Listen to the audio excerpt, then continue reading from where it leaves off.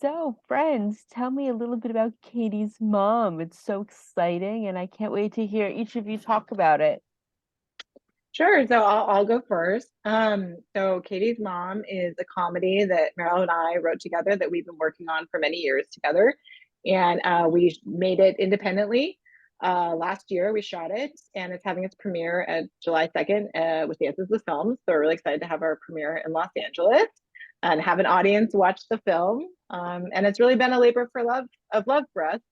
And it's based on a true story. So maybe Meryl can give a little bit of background on that. Sure. So it was actually inspired by an ex-boyfriend of mine who, early on in our relationship, told me how he had had an affair with his girlfriend's mother for actually years.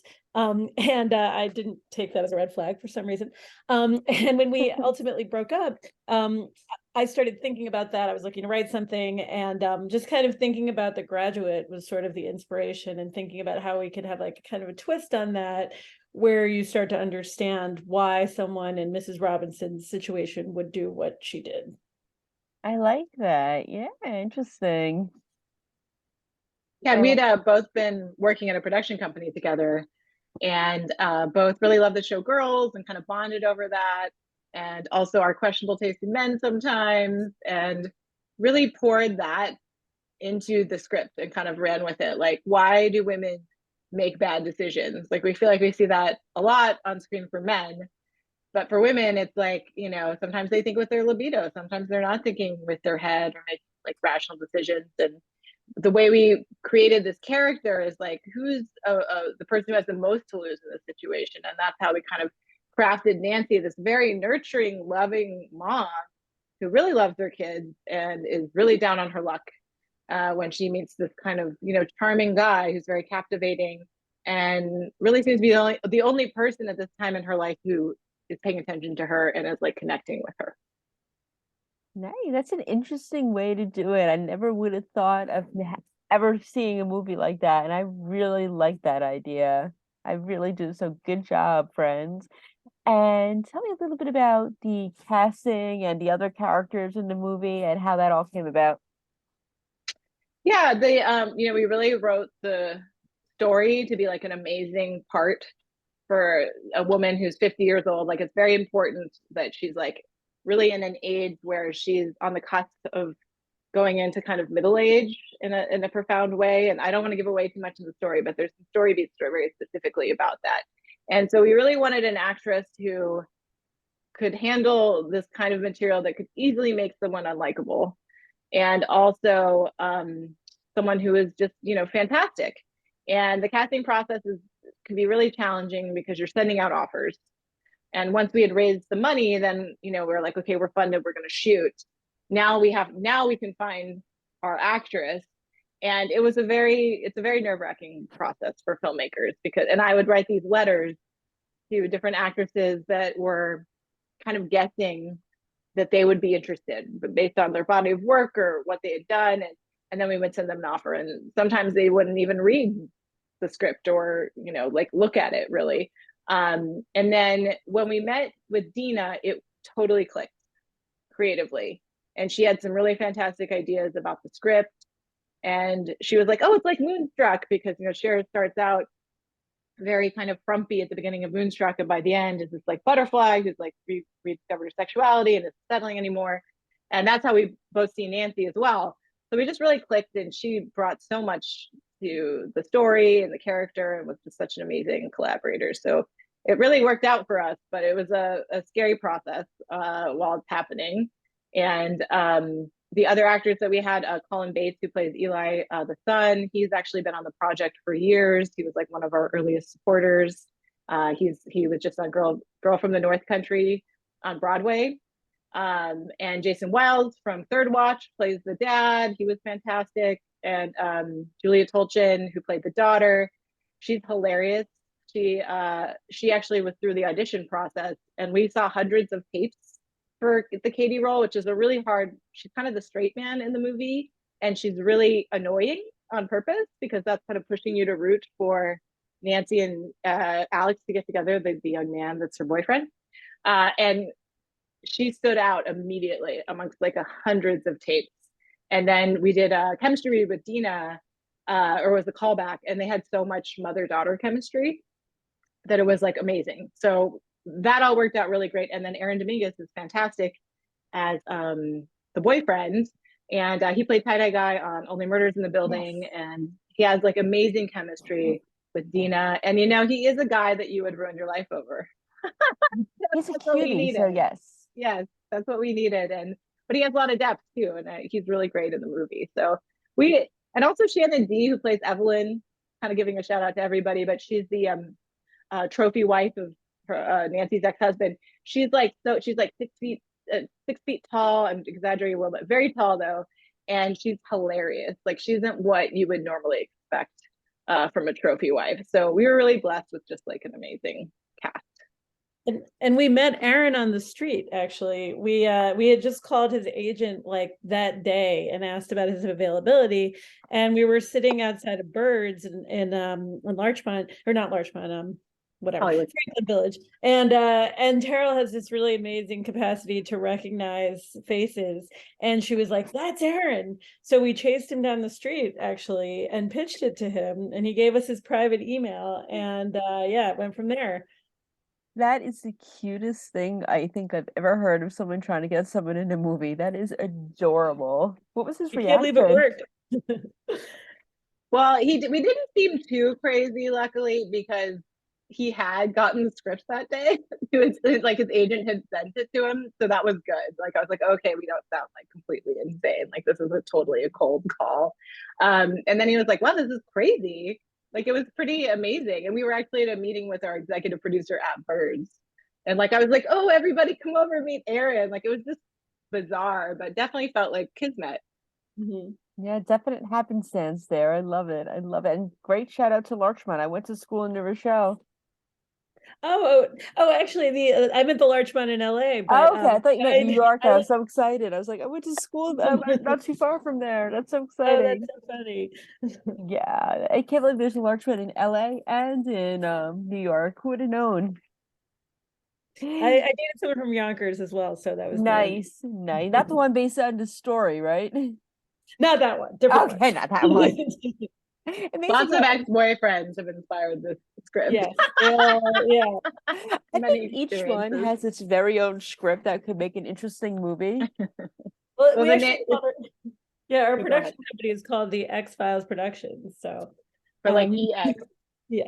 I love that. I love that. And what's one scene you're looking for? You know, you can't give anything away really, but what's one scene you're looking forward to everybody seeing?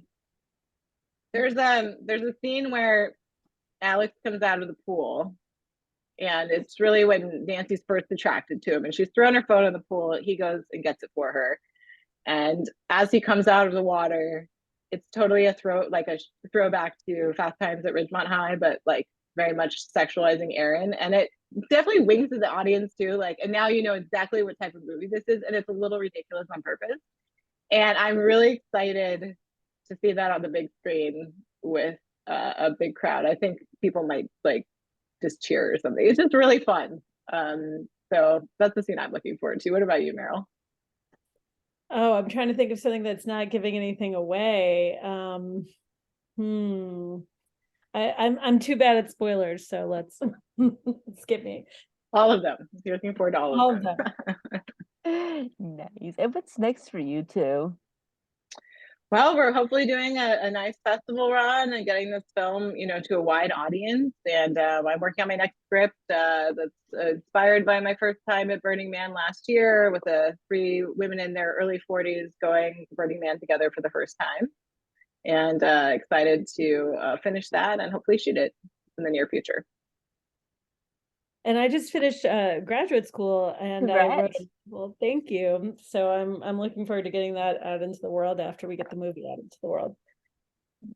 And you will have a great festival and you will get your next script out. I never say it when people say I want, I'm like, no, you will put it out in the universe in a positive way. That's something my sister taught me. So Yeah, I like positive thinking for yeah. sure. She used to tell that to her students too. It's like, no, you will do this, you will learn this. You may be frustrated now, but you will do this, you will learn this. And It's something I kind of keep in my back pocket and like sharing with people. So you will get that, you will get your degree, and you will get all the things. So Thank you. nice. And speaking of, what would be your dream project to have for both of you? Oh, interesting. I mean, I would love to make my Burning Man script. That's what I'm currently writing. So I'm like in love with it. You have to fall in love with it, and it's not ready yet. I mean, we worked on the script for years. We were so in love with it, and you have to like believe in it before it's real, which is like kind of a weird thing and then to have it be real with this process has been so amazing. Like we're really happy with how the film turned out and feel like it really delivered on like what we dreamed of. So I guess my next dream is, the next thing I'm falling in love with, which would be that script. I would love to work in television. That has always been my dream, is to work in a writer's room, and not have that loneliness of having to write alone, which writing together, we were able to get past that. But yeah, like I think it would be really fun to work on a comedy. Very good. And what are you guys watching these days, speaking of TV? I'm watching Couples Therapy right now, which is on Showtime, and it's the third season, and it's a couples therapist who's like a genius, and she works with couples, and it's just really it's so amazing to have watch someone have a breakthrough on camera, and it's more exciting to me than like any kind of like crazy car chase or like any kind of big budget thing you see. Is when someone in therapy actually realizes what their fucking bullshit is. I hope I can swear. Yes, you Um, can. uh, so yeah, so I mean, seeing someone have a breakthrough is just so dramatic and wonderful. So I really love that show and highly recommend it to anyone, especially anyone who's like interested in therapy, because I think it really shows the benefits of therapy. I've been really obsessed with Bupkis, the new Pete Davidson show on Peacock. And I've watched it like a few times actually since it's come out. But then besides that, I was just watching Cheers. Like I sort of need something that's not too deep right now. Again, you're watching Cheers again? Wow. So yeah, I'm still in Cheers. Cool. Great show. That's a good show, though. I mean, it's a throwback show, but it's just so good. You can't help but just keep watching it. Like, whenever they play reruns, I always have to stop and watch. Yeah, they're so great. Diana and Sam are amazing. Yes. So, who's your favorite character, Meryl? My favorite character, Norm. I'm always like into those like sarcastic schlubs. That's like my type of comedy guy. Did you see him on Masked Singer? Oh no, I didn't. Yeah, he was on this past season. He was so cute too. Really? Oh, Yes. that's awesome. I have to check that out. Yeah, he was just like the cutest little thing because he was just so happy and still had that little snarkiness to him, but he was just like the cutest little thing. Oh, I gotta check it out. Nice. And one thing I like asking also is, what's a fun fact about each of you that might surprise your fans? I'll just do it first because so I'm a super recognizer, which it's like hidden talents people have. So like if I see a face once, I can see it like again in a crowd. Like I see a sliver of a face and then I'll like remember it. Or if I've seen a celebrity, if I've seen their work on TV, I can like spot them from like a mile away. And it's never been useful to me. And I've always like run into ex-boyfriends and thought that it was like fate or something, but it's literally because I can see them from far away. Because there's a test you can take for super recognizing, and people who are like do really well on the test get hired by law enforcement to like look at CCTV. I'm not that good, but it was pretty great to use that on this movie and have it, come into play to spot Aaron walking down the street one fateful night. Nice. And I'm pretty much face blind. Like I can't remember what anyone like. People are always coming up to me, and I'll remember your name, where you went to college, like your SAT score, but I won't recognize your face. So the two of us together are good. Good networking team. Yeah. Which we did a lot of. I think I'm in between because I'm like, I know you, but where do I know you from? Who are you? I'm just like, oh, okay. We'll just sit there chit-chatting for an hour. I'm like, okay, but where do I know you from? And I just hope someone's with me, be like, oh, hi, Becky, it's you. How have you been? How are the kids? I'm like, oh, yes, I knew it was you all along. What about you, Meryl? What's the hidden talent? Was it a talent? I thought it was just the fact. Oh, it was a fact. My bad. Well, so I've had the same favorite movie since 1992, which is My Cousin Vinny. Yes, mine too. Oh, really? Yes. Oh my God, that's amazing. Yes. And I used to do, and I sometimes still do, the deer scene, you know, the Marissa Tomei, like imagine you're a deer. And like I just haven't found a new favorite movie. It's just, I mean, I guess maybe Katie's Mom is my new favorite movie soon, but I do that scene too, especially if someone mentions hunting or they're going yep. hunting. I just immediately just go into it.